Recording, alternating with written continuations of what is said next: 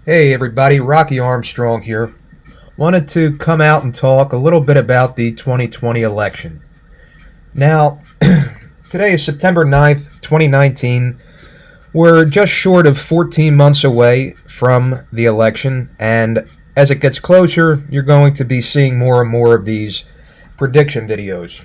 There are quite a few out right now. But this one I think is going to stand out and stand out in a big way, and you'll see why in a couple minutes.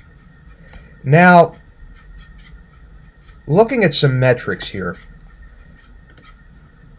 we look at President Trump's job approval, and on Real Clear Politics here, it is sitting at 43.3% approve, 53.7% disapprove, for a spread of negative 10.4.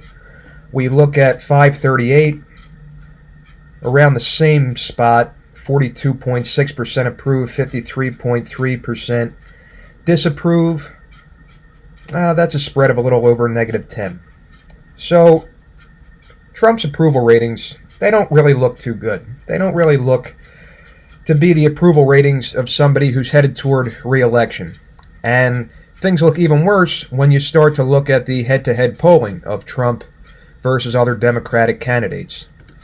We look at Trump versus Biden.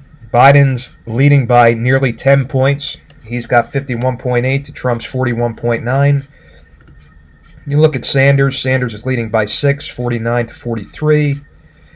Elizabeth Warren, she's leading by a little over 4. Got 48-44 there. And Trump versus Kamala Harris, that's a little bit of a tighter race. 47.6 to 44.1. 3.5 point spread. But all of these, the core four candidates against Trump, all of these head-to-head matchups look pretty bad for Trump. And when you look at these metrics together, the approval ratings plus the head-to-head matchups, if you're making an educated guess, you would probably bet against Trump's re-election next year. However, I am not predicting that Trump is going to lose. I am predicting that Trump is going to win. And I don't think he's going to win by the skin of his teeth like he did in 2016. I am not predicting a narrow Trump win. I am not predicting a Trump landslide. I am predicting an absolute Trump avalanche on November 3rd, 2020. I am predicting that Trump is going to win the election by 8 to 9 points in the popular vote, perhaps even by double digits. And I think that he is going to beat whoever he runs against, whichever of these four wind up getting the nomination. I know that a lot of other election prediction videos pulls up a map and sort of goes state by state, but I am just going to flip up my final prediction here that I constructed using yapms.com.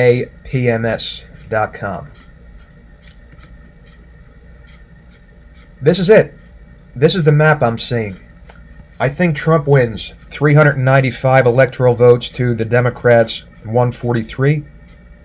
I think Trump flips Washington and Oregon, Nevada, Colorado, New Mexico, Minnesota, Virginia, Delaware, New Jersey, Rhode Island, New Hampshire, and Maine at large. This is probably going to invite some criticism. This is probably going to invite some people saying, what the heck is wrong with this guy's head? Did he hit his head getting out of bed this morning? I encourage you to leave it all in the comments. Whether you agree or disagree, I encourage you to leave it all in the comments. And just for a little bit of background as to why I'm predicting this absolute Trump avalanche, honestly, I look at the left and I look at the Democratic candidates running for president, and I just don't see it. I just don't see what is going to bring people to the polls to vote Democrat in 2020. The stock market is doing excellent. Unemployment is low. We are not at war. we are at peace on the world stage, and every Democratic candidate, with the possible exceptions of Tulsi Gabbard and Andrew Yang, but honestly, I don't think they're going anywhere. I don't even think either one of them is going to make it to Iowa.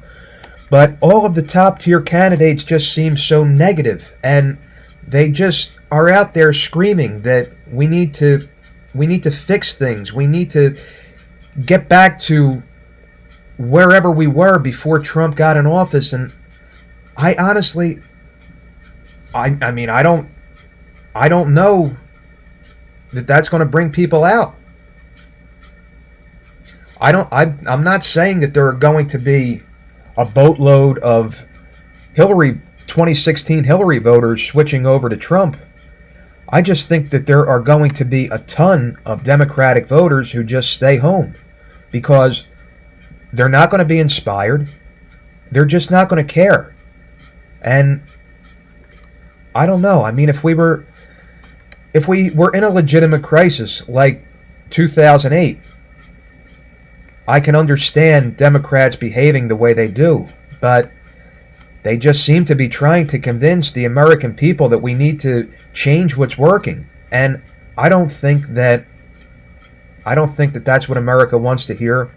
I think whoever the Democratic candidate is, I think that they're going to have major popularity issues. I think that they're going to turn voters off.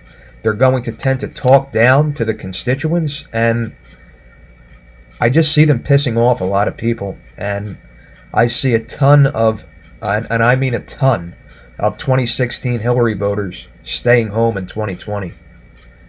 And honestly, I do think that a lot of Democrats are just going to say that they have a better chance of rebuilding for 2024 than winning this election.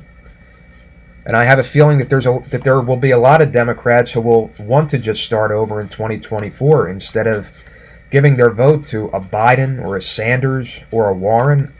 I just think that they might throw this one away. And look, it sounds nuts right now. In 2015, Trump winning Pennsylvania, Michigan, and Wisconsin would have sounded nuts. I mean, crazy things happen in politics. And that's what I got to say. Guys, if you like what you saw today, please hit that like button. Please subscribe to my channel. I'm trying to build this following up. There will be more videos to come. I appreciate each and every one of you for watching, and have a great day.